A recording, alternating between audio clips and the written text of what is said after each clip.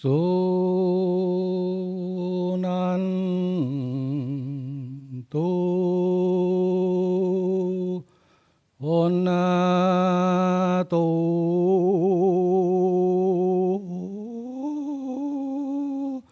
เตปะสังขาโยฟังล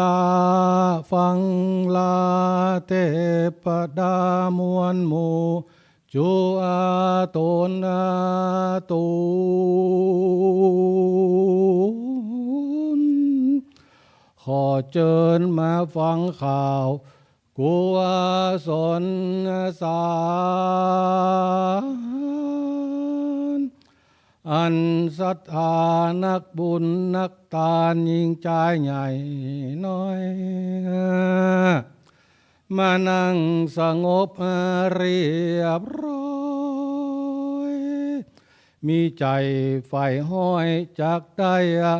ฟังธรรมมหาจาดผูกทวนหาชื่อว่าจูโจอันโบราณครูบาอาจารย์สอนสั่งมาดังอันวัดใดเมืองใดฟังธรรมมหาจาดนั้นฟ้าฝนจักตกจอบตามฤดูกาลบ่เจ็บป่วยเมื่อยไข้บ่เกิดโรคร้ายใดๆลูกหลานต้านเต้าตุเจ้าพระเนนแม่ชีโยคีจักอยู่เดียสาบายว่าง่ายสอนง่ายจุอาตนาตูนขอเจิญเทพเต้าตัวคงเขตดาวมาสองหัวแรงอาหารมาห่วมบุญห่วมทานกับวงวานศรัทธาวัดร่ำเปิงตั้งหลายตัวหน้าขอนำเอาข่าวนี้ไปบอกคุณสวรรค์จันทร์ฟ้าขอมัคควานต้านเต้ามีเมตตา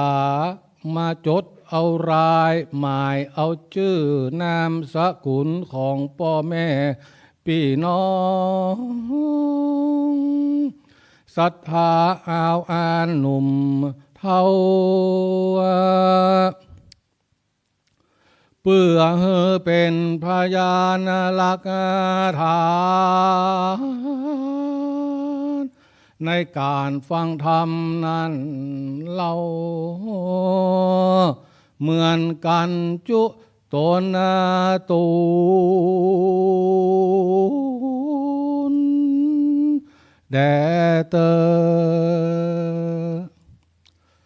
นะโมตัสสะภะคะวะโตอะระหะโตสัมมาสัมพุทธัสสะตะตากะลิงกะรัตเหตุนวินนะพระมะขาวะวาสีจุจาโกนามะพรหมโนภิกขาจาริยายากะหาปะนะสะตังละพิตวาเอกสมิงพรหมกุเลทะเปตวาปุณะทะนังปริเสญะนัฏฐาญะหิโตติธรรมาภิรัตน์ท่านเจ้าคุณอาจารย์ใหญ่ท ท่านพระครูดวงจันทร์ตลอดถึงพระมหาเถระพระเถรานุเถระวัดรำเปิงของเฮาทุกท่านตลอดถึงภิกษุณีสามเณรสามเณรีแม่ชีโยคีทุกท่านและอุบาสกอุบาสิกาที่ได้มาร่วมกินร่วมบุญกันในวันนี้ซึ่งอาตมาภาพพระอานุภาพคุณังกโรวัดโสพนารามแม่ริมก็ได้มาเป็นลูกศิษย์ท่านเจ้าคุณอาจารย์ใหญ่ตั้งแต่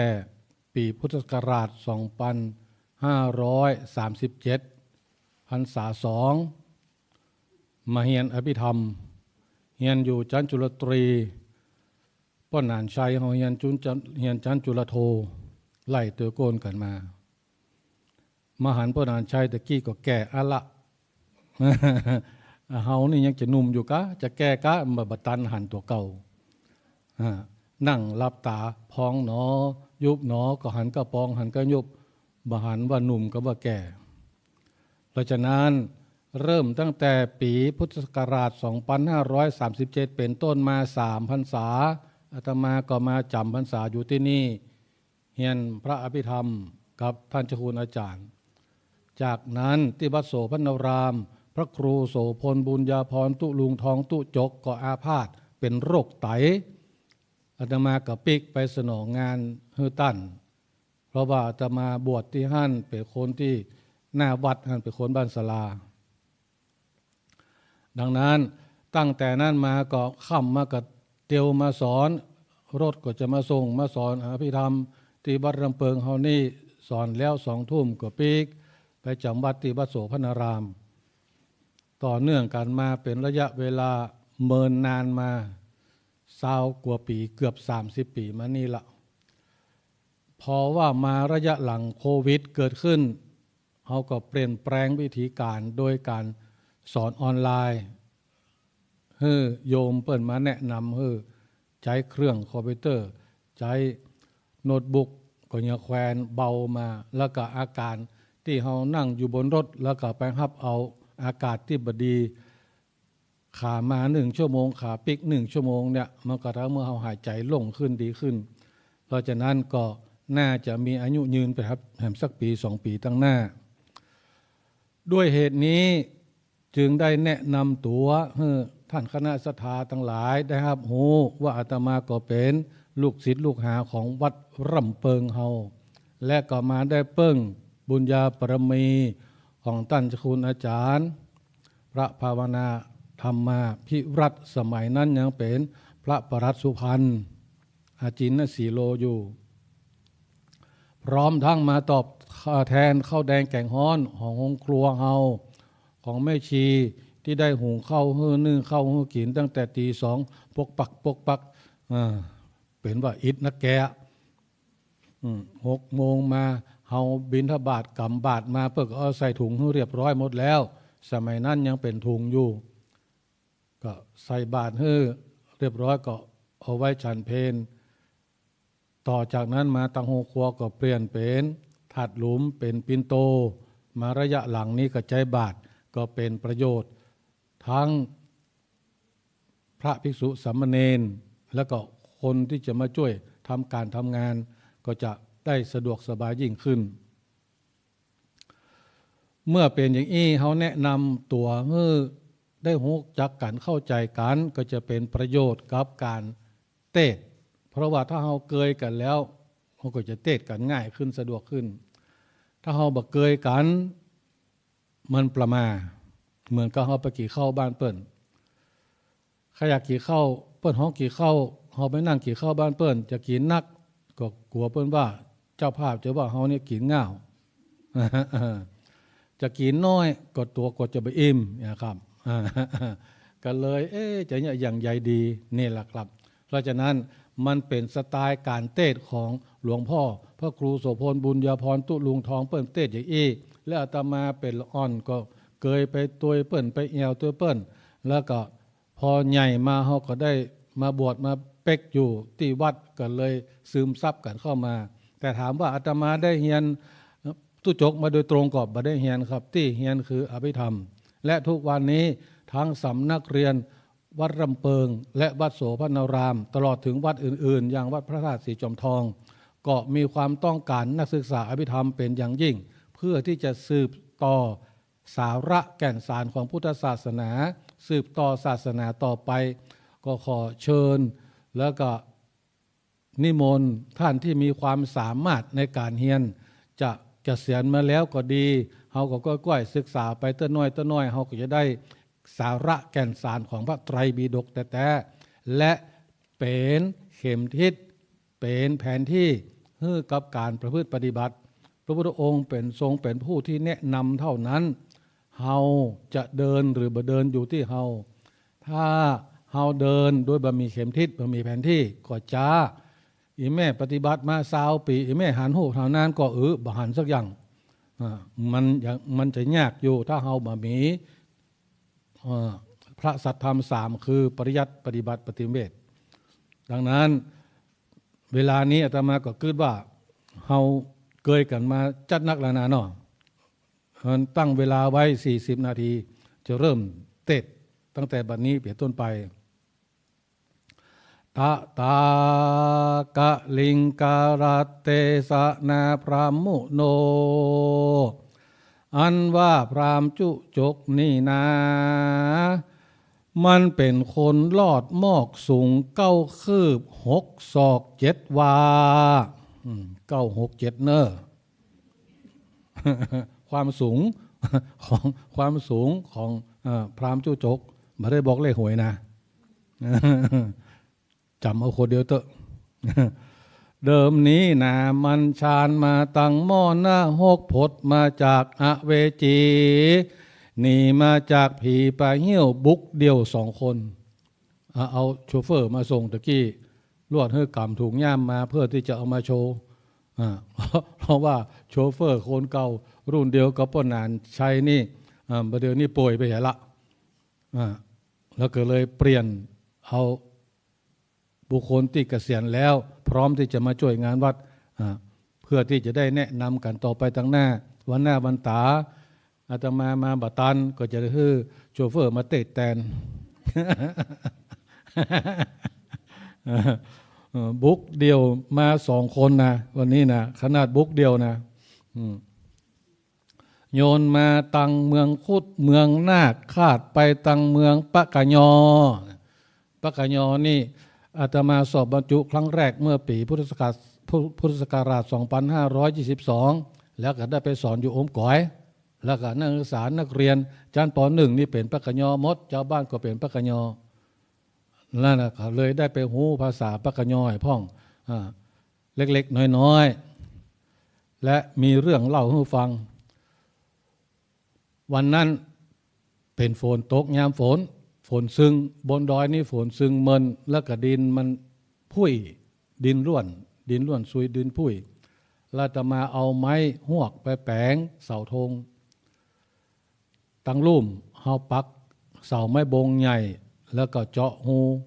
เอาไม้หวกเขาล่อนตั้งขึ้นไปเพื่อที่จะเอาเป็นเสาธงคืนนั้นคืนหุ่งฝนตกแจ้งมาแถวบ้านฝนตกมันจะบะแข็งแรงกาเสาธงเขาก็คิดในใจว่าเป็นยังข้ามันอยู่พอแจ้งมาแถวบ้านอาตมายังบ่ได้ลูกเต๋อนักเรียนโหล่นมาหาครูครับเขาถามไปย้ายประเทศไทยเต่า ก็ถามว่าประเทศไทยเต้าไผ่จะปฏิวัติมันจะไปเสียผลประโยชน์อะไรอย่างก็ไผ่เขากึดเขายำมหันเตือนบ่ใช่นะครูมันก็บ่จ้างอธิบายนะครับนักเรียนกำแขนเขาไปพอโอ้เห็นว่าเสาธงก้นกูดลงมาตึงมดตึง3 เล่มนั่นนะนั่นละความหมายของนักเรียนสื่อให้ฟังว่าประเทศไทยเต้าเพราะฉะนั้นแล้วการสื่อสารนี่เป็นเรื่องสำคัญมากๆนะครับแม้แต่การที่เรามาปฏิบัติธรรมเนี่ยเราจำเป็นที่จะต้องเก็บอารมณ์ไว้แล้วก็ส่งอารมณ์กับอาจารย์สอบอารมณ์ท่านเดียวรูปเดียวนะครับคนเดียวถ้าเราปฏิบัติแล้วสอบอารมณ์แล้วเรา ปิดวาจาเฮาบักงดพูดเฮายังอู้กันอยู่แล้วเฮาไปรับเอาอารมณ์ใหม่ๆจากคนที่อยู่ใกล้และเปิดปฏิบัติมาหลายวันหลายเดือนหลายครั้งและก็ไปเอาอารมณ์เปิดมาเพื่อที่จะเอาไปส่งอารมณ์ให้กับพระวิปัสสนาจารย์อันนั้นแหละครับผิดทางแล้วครับเพราะเอาอารมณ์คนอื่นไปส่งไม่ใช่อารมณ์เฮาดังนั้นท่านวิปัสสนาจารย์เปิ้นสอบอารมณ์เปิ้นก็ฮู้ว่าโอ้คนนี้เนี่ยแต่สภาวะดีปรากฏรูปนามแล้วชัดเจนปรากฏชัดแล้วต่อไปก็จะเป็นฌานสองละก็เป็นปัจจยปริฆาญาณก็จะหาเหตุหาผลของรูปนามแห่งกรรมอันยังเกิดก่อนก็เป็นเหตุอันยังเกิดที่หลังก็เป็นผลก็จะเปิ้นจะมีวิชาของเปิ้นแล้วเบิ่งสอนเฮาโดยที่เฮาไปเอาอารมณ์คนอื่นมาส่งเพราะฉะนั้นขอให้เป็นของตัวเก่าปัจจตังหูด้วยตัวเก่าถ้าอย่างอันเนี่ยสำนักวัดรำเพิงเฮานี่สร้าง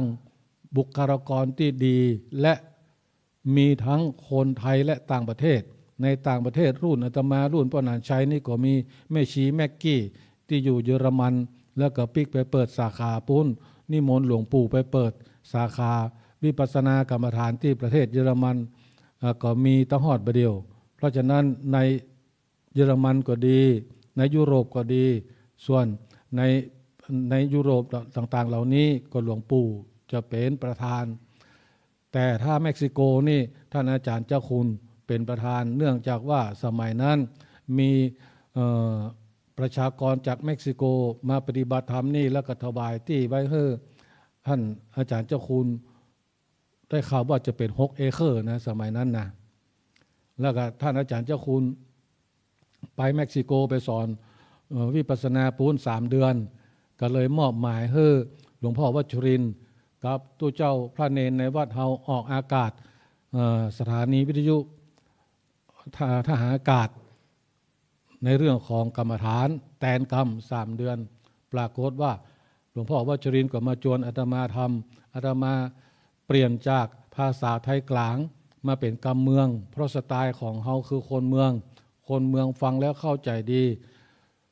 สัปดาห์ที่2ของการจัดรายการที่เป็นกรรมเมืองก็มีโยมเอาข้าวสารมาตาน2 กระสอบปรากฏว่าได้ผลอย่างยิ่งแต่ได้ผลเป็นข้าวสารไม่ใช่ได้ผลเป็นรูปเป็นนาม ดังนั้นเขาก็ช่วยกันไปแล้วก็ต้องฮอดประเดี๋ยวนี้หลวงพ่อวัชรินทร์ก็ยังทำหน้าที่ถ้าอย่างใหญ่เขาก็ช่วยสืบต่อศาสนาเป็นดีที่สุดอย่างยิ่งและในจังหวัดเชียงใหม่เฮาวิทยุชุมชนต่างๆที่จัดรายการเกี่ยวกับวิปัสสนากรรมฐานเกี่ยวกับอภิธรรมก็จะนิมนต์หลวงพ่อวัชรินทร์ไปดังนั้นวัดรำเพิงเฮานี่ก็สร้าง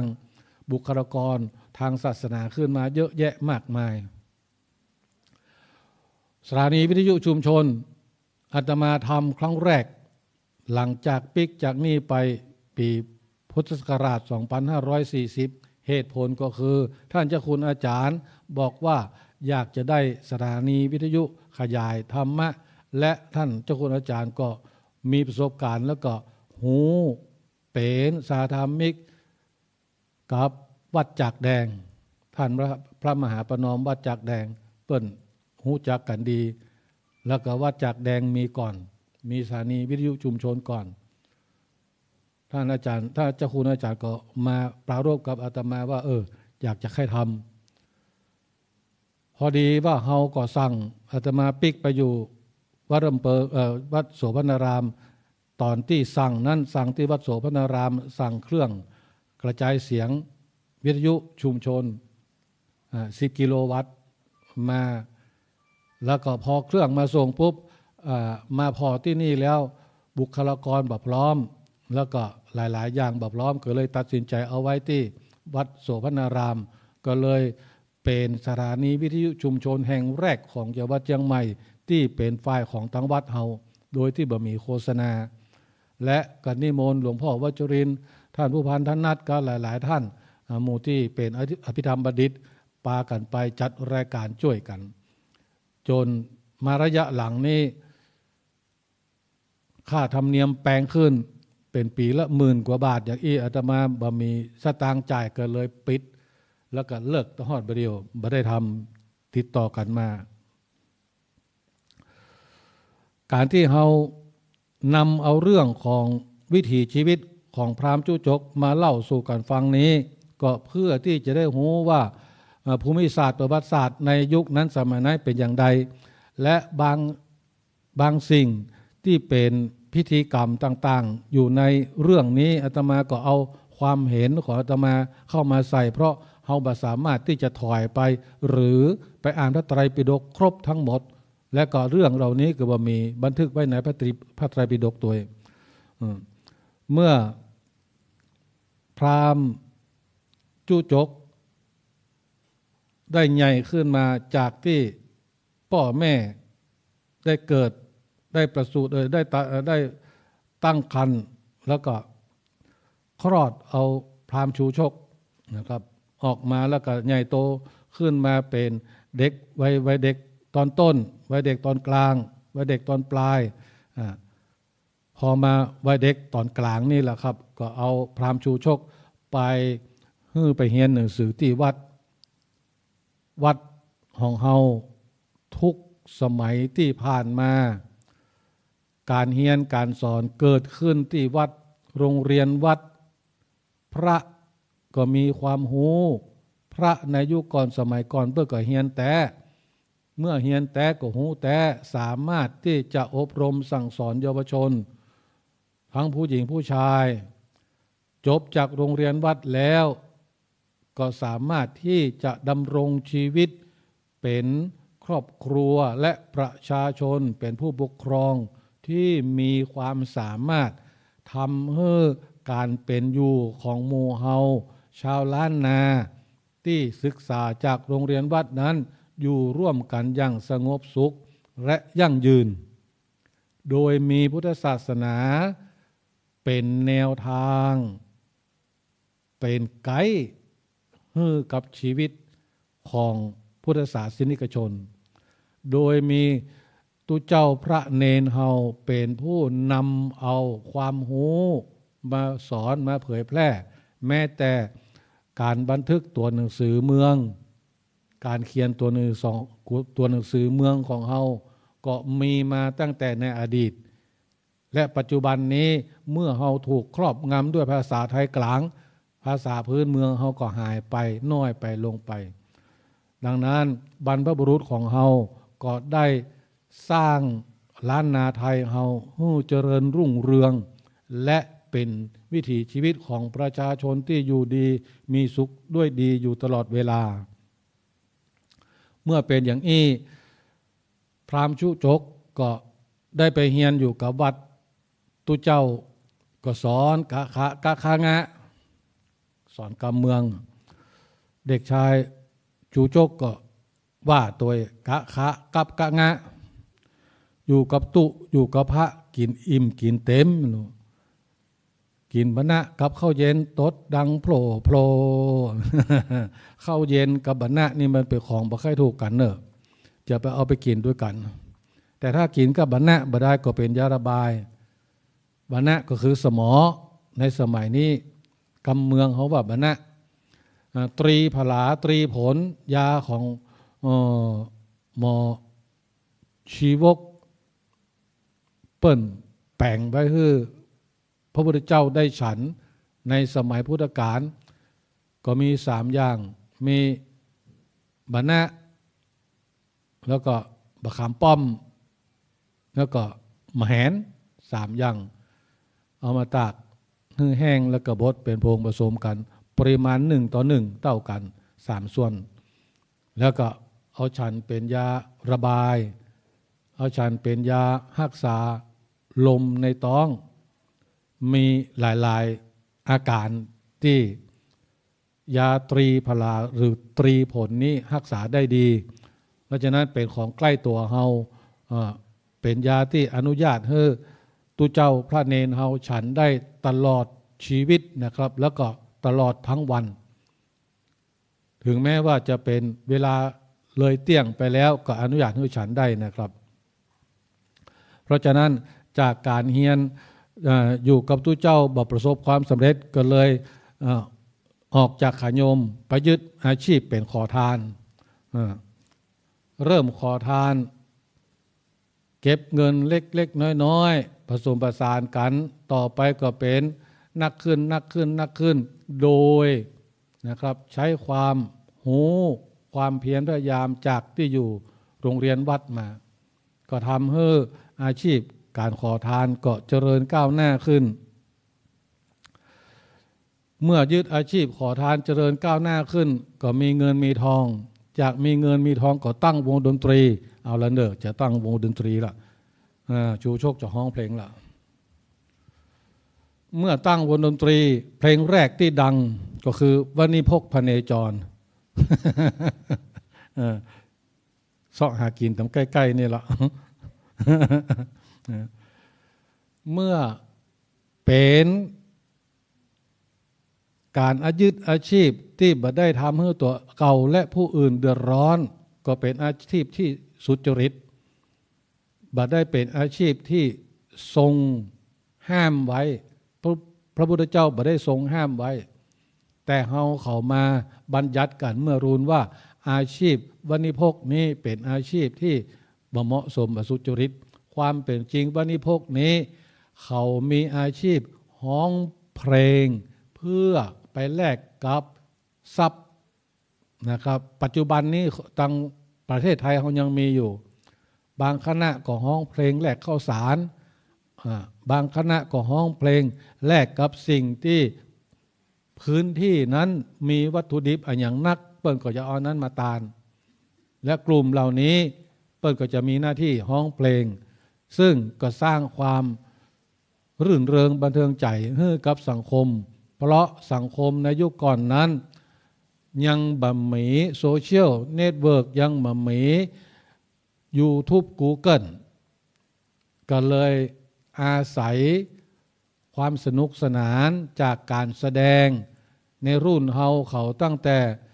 50ขึ้นไปทางบนนี่ยังนั่งดูทีวีเป็นจอที่เป็นเครื่องกันอยู่และก็ยังมีสถานีวิทยุสถานีของทีวีกระจายคลื่นออกมาให้ดูแต่ปัจจุบันนี้คนเปลี่ยนแปลงไป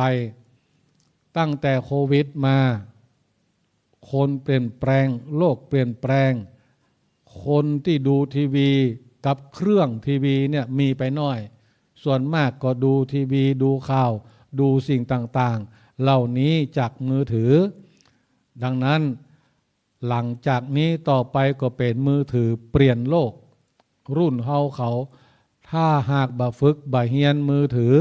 ต่อไปเขาก็จะตกรุ่นเหมือนกับเมื่อน้อยๆอาตมาเป็นละอ่อนยามนี้เพื่อจะลากเข้าขึ้นลองกันตีเข้าแล้วก็ลากเข้าขึ้นหลองบ้านอาตมาอยู่หิมกองงัวล้อที่เปิ่นไปลากเข้าต่างเข้านั่นน่ะกะกายหน้าบ้านเขาได้ยินงัวล้อกลกบางนี่ล่นไปห้อยใต้งัวล้อเปิ่นอันอย่างมาม่วนแตะม่วนว่าที่สุดของละอ่อนยุคนั้นนะแล้วก็อันงัวล้อนี่เปิ้นนักก็บ่ได้เบาก็บ่ได้ตั้งที่ใส่คองัวบนน่ะตั้งการจักน่ะนักก็บ่ได้เบาก็บ่ได้เพราะว่างัวมันก็มีความรู้สึกอะครับ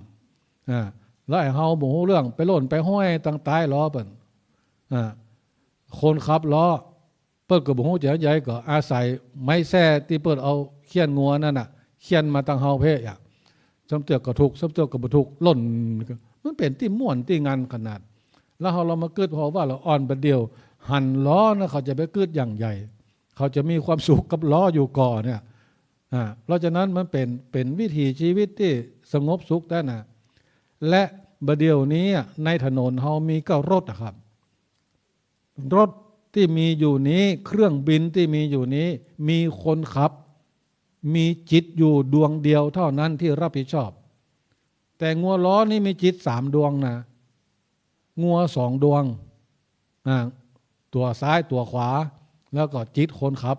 จิต3 ดวงนี่จะต้องมารวมกันนะเป็นสมาธิเป็นหนึ่งเดียวนะงัวล้อถึงจะไปได้แหงได้ซื่อได้เวย เพราะฉะนั้นความชำนาญในเรื่องนี้ของคนในอดีตนั่นนะครับเปิ้นเป็นคนที่เปิ้งปะอาศัยตัวเก่าแต่ตัวปัจจตังหูคนเดียวแล้วก็ตนแล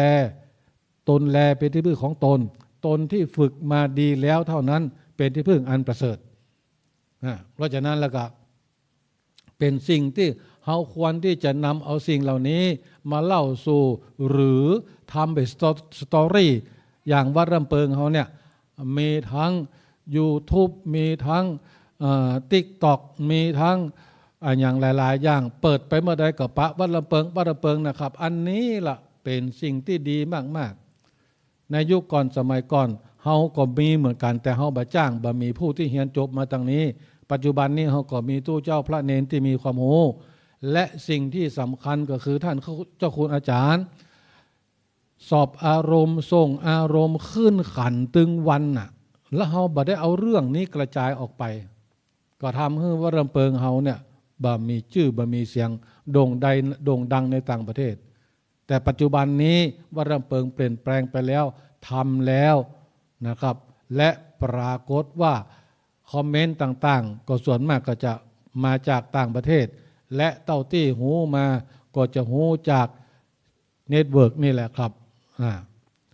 ก่อนนั้นหูจากโบชัวมารุ่นหลังมานี่ก็หูจากอินเทอร์เน็ตเพราะฉะนั้นแล้วเป็นสิ่งที่ดีมากเฮาทุกคนช่วยกันทำวัดเย็นทำวัดเจ้าเนี่ยครับโยโสภควาเนี่ยพร้อมเพรียงกันอาตมาอยู่วัดอาตมาเปิดห้องเนี่ยยังมาจุ่มอกเย็นใจพร้อมเพรียงกันสวยงามอย่างยิ่งนะครับและลองไปเสาะพ่อกอยวัดในจังหวัดเชียงใหม่ที่ทำได้อย่างวัดลำเปิงเนี่ยมีกี่วัดบ่มีเลยนะครับเพราะฉะนั้นเป็นสิ่งที่เฮาก็เป็นส่วนหนึ่งที่ทำให้วัดเจริญก้าวหน้าเฮาก็เป็นส่วนหนึ่งที่ทำให้ศาสนาเจริญก้าวหน้าเพราะฉะนั้นที่เฮาทำให้เจริญก้าวหน้าได้อย่างนี้ก็เพราะความพร้อมเพรียงศีลเสมอกันจึงทำให้ความเจริญต่างๆเหล่านี้เกิดขึ้นได้เพราะฉะนั้นแล้วก็ฝากไว้กับทุกท่านโดยเฮามีส่วนทำหน้าที่ของตัวเก่าเป็นโยคีเฮาก็ปฏิบัติโยคีไปเป็นแม่ชีก็ช่วยกันดูแลพ่อกวยตู้เจ้าพระเนนเฮาอย่างสามเณรเนี่ยตีห้าลุกขึ้นมาทำหน้าที่จากนั้นก็ไปโรงเรียนปิกลูกโรงเรียนมากวาดลานวัดเอาขี้เหงื่อไปขว้าง7 โมง 1 ทุ่มของผ้าล่นขึ้นไปเห็นอภิธรรมแถมเนี่ยครับมันเหมือนเจอเรื่องที่ง่ายๆนะครับและสามเณรสามารถทำได้อย่างอี้เพราะฉะนั้นสามเณรจากวัดร่ำเปิงตู้เจ้าจากวัดร่ำเปิงแล้วไปอยู่กับที่อื่นวัดอื่นเจริญหมดนะครับส่วนมากจะเป็นเรื่องที่เจริญขึ้นทั้งนั้นเพราะฉะนั้นเฮาเขาก็เป็นส่วนหนึ่งที่ทำให้วัดร่ำเปิงเจริญขึ้นจากนี้พราหมณ์ชูชกมันก็เจริญเติบโตขึ้นไปเป็นวัยรุ่นเข้าสู่วัยรุ่นแล้วนะครับพราหมณ์ชูชกแล้วก็เมื่อมันยึดอาชีพขอทานได้เงินได้คำเก็บไว้100 กหาปณะมูลค่าสมัยนั้นนะครับ100 กหาปณะเอาทองคำเอาเงินเอาทองหมู่นี้เก็บไว้ที่ไหนก็ไม่ได้กลัวมันหายธนาคารมันมีเตื้อสมัยนั้นก็เลยเอาไปฝากไว้ให้กับพ่อแม่ของนางอมิตตาจากนั้นเมื่อพ่อแม่ของนางอมิตตารู้ว่าสิ่งที่พราหมณ์ชูชกเอาไปฝากไว้นั้นเป็นทองคำก็เอาทองคำนั้นไปจ่ายจนหมดจนเสี่ยงพอว่าทองคำหมดเสี่ยงไปได้บักกี้เดือนพราหมณ์ชูชกก็วางแผนไว้แล้วปิกเข้าบ้านมาเพื่ออย่างเพื่อที่จะมาขอลูกสาวเปิ้นเพราะว่าพ่อแม่ของนางอมิตตานี่มีลูกสาวคนเดียวและเป็นคนที่สวยงามที่สุดในหมู่บ้านถ้านับถึงวันนี้ก็จะเป็นเทพีลอยกระทงนะเนาะจะเป็นคนที่งามที่สุดในหมู่บ้านและเมื่อเป็นอย่างอั้นก็จะมีคนถ้าคนแก่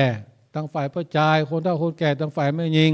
ไปอู้ไปจ่าไปตกลงกันว่าสมควรดีละยังที่จะให้เขาแต่งงานกัน เหมาะสมแล้วบ่ละอ่อนชอบพอกันพวกก็จะเอาความสื่อสารการสื่อสารเหล่านี้ให้ถูกต้องทั้งพ่อทั้งแม่ถึงสองฝ่ายทั้งผู้ใหญ่แล้วก็ทั้งผู้ที่จะแต่งงานบ่ได้คลุมถุงชนบ่ได้มัดจุกไว้ห้ามบ่ให้ปฏิบัติอย่างนี้ห้ามบ่ให้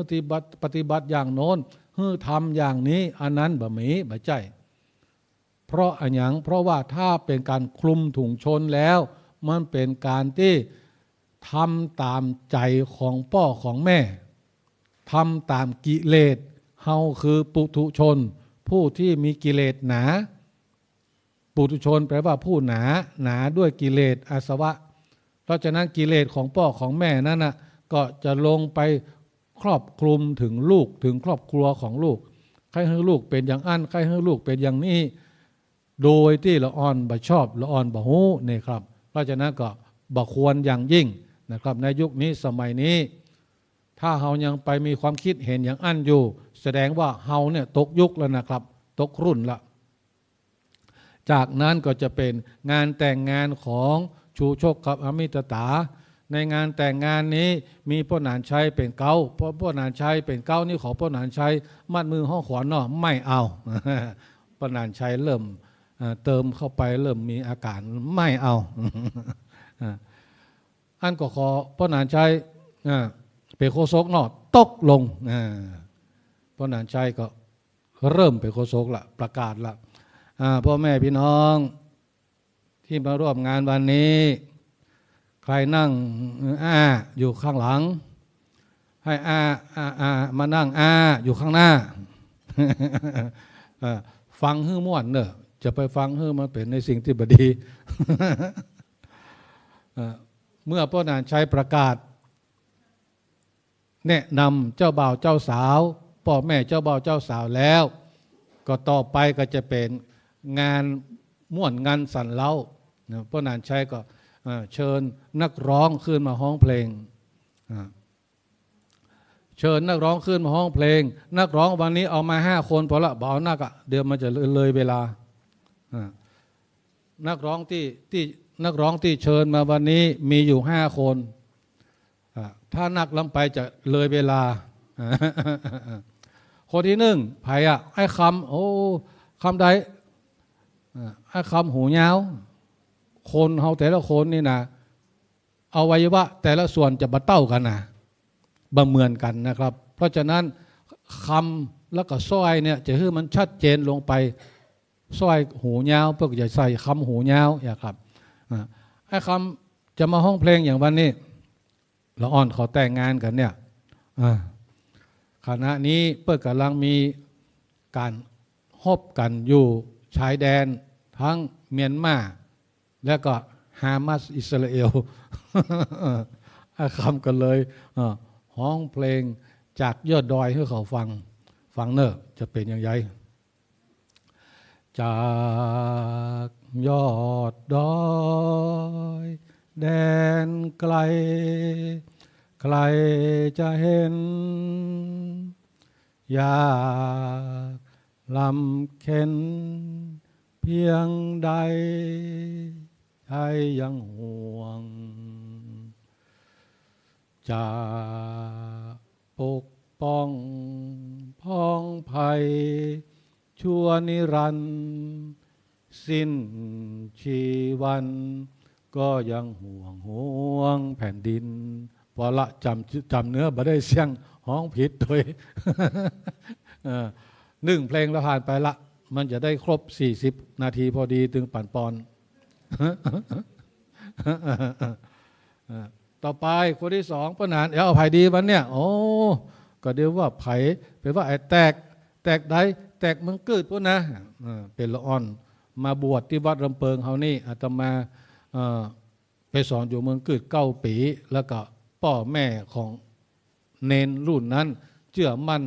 ในความสามารถการสอนของเฮาก็เอาลูกมาฝากแล้วอาตมาก็เอามาบวชที่นี่มารุ่นเดียวกัน8 ตนแล้วก็เอาปิกไปสอนเฮียนอภิธรรมที่วัดโสภณารามในแตกนี้จะห้องเพลงอย่างหลงป่าวันนี้จะเอาหลงป่ามาละ โหตัวหลงป่าตัวแล้วก็ป่าบะไก่แต่เมื่อเนี้ยลองฟังกันเนอะโอ้ยตายแล้วตายแล้วคงไม่แคล้วคงตายแล้วสินะจะทำอย่างไรทำอย่างไรดีเล่ามันหิวหิวข้าวแทบจะเป็นลมโอ้ยคงไม่มีใครได้ยินเสียงเรากูก้องลำเนาอยู่คนเดียวสุดตรมเสียงใครในป่าต้านฝ่าสายลมดังระทึกคลึกโครมซ่านซึ่งอุรายังคิดถึงหนึ่งในนวลนางคิดถึงไม่จางแม้ว่าจะไปหลงป่าอยู่คนเดียวแสนเปรี่ยวเอกตะโกนกูเรียกหาลั่นป่าลำเปิงโอ้ยตายแล้วตายแล้วคิดถึงน้องแก้วจะตายแล้วสินะมันโงยมันงงมันโงยงงแทบครั้งจะป้องปากร้องดังจะกูให้ฟังทั้งโหโหเลเลเลเลเลเลโหเลเลเลเลโหเลเลเลเลโหดีดีดีเดียวดีดีดีเดียวจบก่อนห้องเพลงก็ห้องละโหก็โหละอันนี้แบบใจบอกโหคิงนะโหคิงอยู่เนอะก็เดี๋ยวจะปีกกระป๋องอาบัตคนเดียว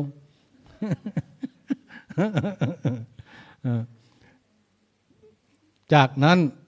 เอานักฮ้องคนที่3ป้อนานชัยก็จะได้เชิญนักฮ้องคนที่3ขึ้นสู่เวที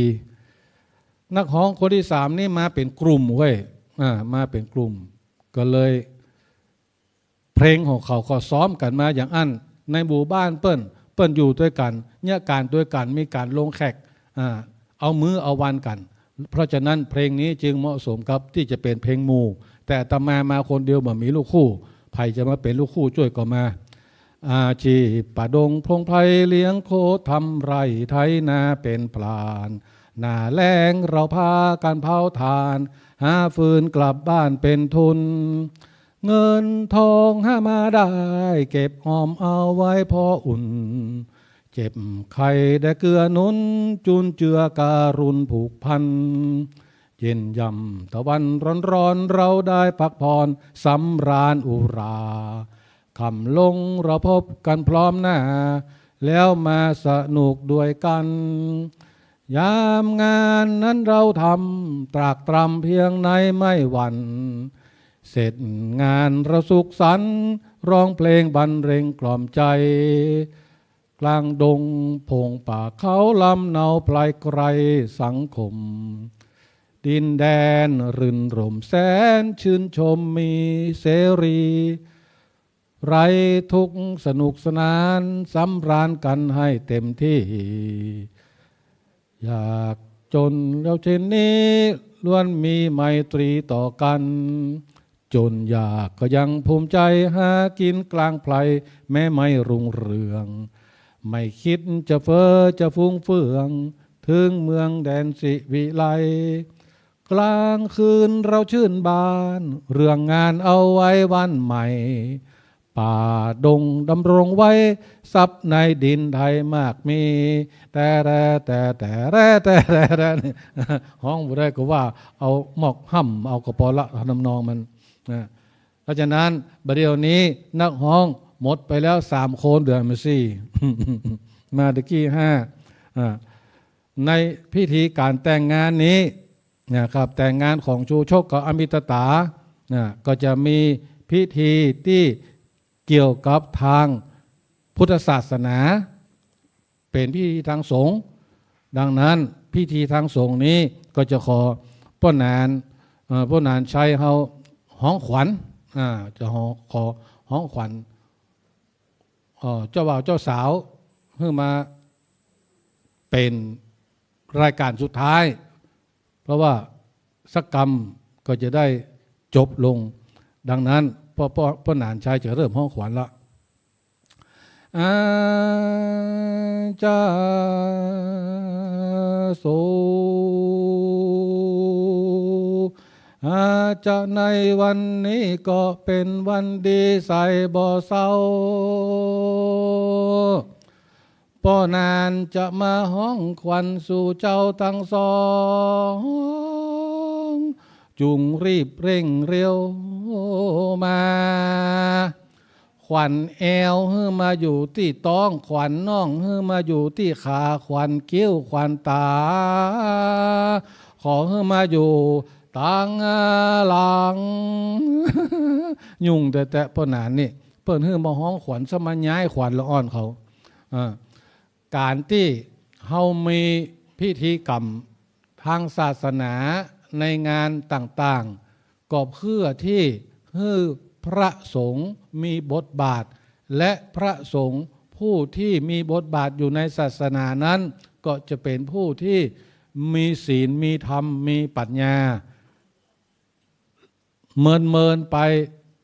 ชื่อเสียงต่างๆเหล่านี้ก็จะสืบต่อกันไปเฮาจึงเรียกหรือใช้คำแทนผู้ที่มีปัญญาของพระสงฆ์ในยุคก่อนนั้นว่าครูบาแต่ปัจจุบันนี้ครูบามีปัญญาพ่องมีปัญญาพ่องจุหัวกันไปเลยเนื่องจากว่าครูบามีศีลมีธรรมเป็นที่นับหน้าถือตาในงานที่เป็นงานสำคัญก็จะนิมนต์ครูบาไปนั่งนักอย่างเช่นงานที่คนเฒ่าคนแก่ที่เป็นร่มโพร่มไทรของครอบครัวของหมู่บ้านได้เสียชีวิตลงก็จะเปิ้นจะนิมนต์เอาครูบาไปเป็นองค์ประธานนั่งนักอยู่เพื่อที่จะให้การอยู่ร่วมกันการแก้ปัญหากันโดยสันติบ่มีการแย่งชิงทรัพย์สมบัติกันเหมือนกับปัจจุบันนี้น้องฆ่าพี่ฆ่าน้องกับอันยังก็บ่ใจยะกันฆ่ากันไปฆ่ากันมาแต่ในยุคเก่าสมัยเก่าเฮาเชื่อและนับถือครูบาตัดสินอย่างใดเฮาเขาก็จะเชื่ออย่างนั้นเพราะฉะนั้นจึงเป็นประโยชน์อย่างยิ่งที่สังคมและหมู่บ้านเฮานำเอาครูบานำอุตุเจ้าที่มีศีลมีธรรมมาเป็นเก้าเป็นหลัก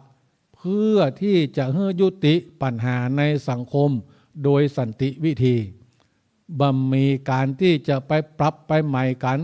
นอกจากว่ามันล้ำเหลือเกินไปถึงจะได้ลงมือปรับกันใหม่กันเพราะฉะนั้นแล้ว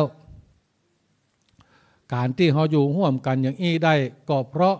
ความเข้าใจกันการสื่อสารกันและความสามัคคีกันความสามัคคีนั้นเกิดจากไหนเกิดจากวัดก็สอนตู้เจ้าพระเนนจากนั้นครูบาหรือท่านเจ้าคุณอาจารย์ก็จะแก่ตัวขึ้นเป็นผู้ที่มีคุณวุฒิวัยวุฒิชาติวุฒิต่อไปแถมเป็นที่เคารพนับถือยึดถือของหมู่เฮาเขาทุกท่านที่มาร่วมกันในวันนี้ก็เป็นพุทธศาสนิกชนแล้วก็พุทธบริษัท4ก็คือ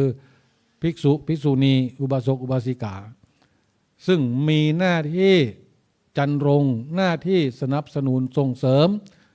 ศาสนาพุทธโดยเฉพาะอย่างยิ่งวัดวาอารามให้เจริญรุ่งเรืองสงบสุขอยู่ไปตั้งหน้าและเป็นสังคมเป็นชุมชนตัวอย่างของพุทธศาสนาถ้าสังคมวัดเจริญรุ่งเรืองสังคมรอบวัดก็เจริญรุ่งเรืองคณะสถาก็เจริญรุ่งเรืองถ้าสังคมวัดบ่เจริญรุ่งเรืองก็จะหาคณะสถาที่เจริญรุ่งเรืองดีงามได้ยากดังนั้นท่านทั้งหลายรวมทั้งอาตมาและก็ท่านเจ้าคุณอาจารย์ได้ทำบุญร่วมกันมาสมัยก่อนสมัยที่พระเจ้าตะโปธารามพระนางเจ้าตะโปมาสร้างวัดไว้พระเจ้ายอดเจียงไฮ้เป็นเจ้าปกครองอยู่เขาก็ได้ร่วมกินร่วมทานร่วมเป็นไพร่พลของตั้นทั้งสองพระองค์และปัจจุบันนี้เขาก็มาพบมาปะกัน เพื่อที่จะมาทำกุศลสร้างเสริมกุศลให้กับวัดวาอารามให้กับท่านเจ้าคุณอาจารย์ให้กับหลวงปู่ให้กับพระเจ้ายอดเจียงไฮ้ได้เจริญรุ่งเรืองสืบต่อกันไปบุญกุศลที่เขาได้ทำมาโดยกันนี้ก็คงเป็นพละวะปัจจัยเป็นนิสัยต่ำส่งขอเกิดปัญญาญาณทั้งชาตินี้และชาติหน้าตลอดชาติอย่างยิ่งจุดความพ้นทุกข์คือพระนิพพานธรรมผูกที่5ก็เป็นธรรมที่ชื่อว่าจุจกเป็นการนำเอาเนื้อหาสาระที่มีรสตลกทำ13กันมหาชาติ13กันจะมีรสอยู่หลายรสรสโศกเศร้าก็มีรสตลกก็มีรสปิติยินดีก็มีท่านเจ้าคุณอาจารย์จะสรุปอยู่ทุกปีแต่ปีนี้ท่านเจ้าคุณอาจารย์ติดไข้เนื้อก็เลยบ่ได้มาก็เข้าใจว่าท่านพระครูท่านอาจารย์พิเชษก็จะได้มาสรุปให้ท่านทั้งหลายในโอกาสต่อไปเมื่อค่ำเมื่อคืนนี้นิธิตังขีญาสังวันนาวิเศษธรรมเทศนาผูกท่วน5ชื่อว่าจุจกอันบรับประดาด้วยคาถา79คาถาก็บังคมสมเร็จเสด็จทันธรรมยัง